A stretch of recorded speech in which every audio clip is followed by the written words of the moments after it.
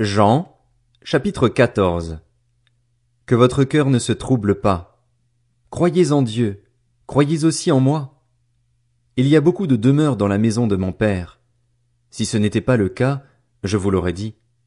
Je vais vous préparer une place. Et puisque je vais vous préparer une place, je reviendrai et je vous prendrai avec moi afin que, là où je suis, vous y soyez aussi. Vous savez où je vais et vous en savez le chemin. Thomas lui dit, Seigneur, nous ne savons pas où tu vas. Comment pouvons-nous en savoir le chemin? Jésus lui dit, C'est moi qui suis le chemin, la vérité et la vie. On ne vient au Père qu'en passant par moi.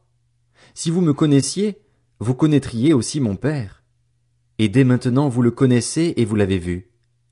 Philippe lui dit, Seigneur, montre-nous le Père, et cela nous suffit.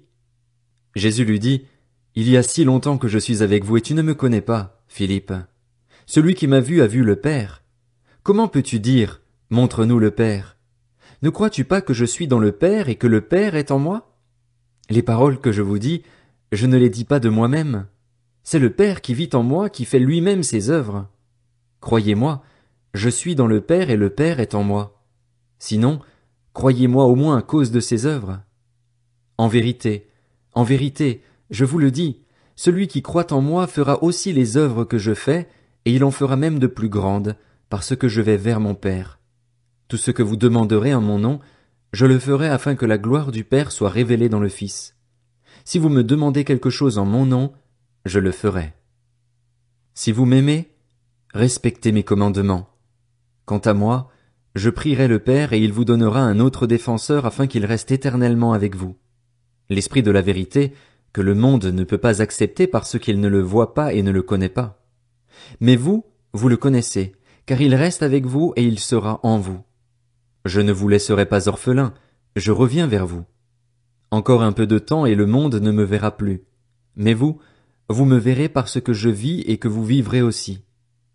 Ce jour-là, vous saurez que je suis en mon Père, que vous êtes en moi et moi en vous. Celui qui a mes commandements et qui les garde, c'est celui qui m'aime. Celui qui m'aime sera aimé de mon Père et moi aussi, je l'aimerai et je me ferai connaître à lui.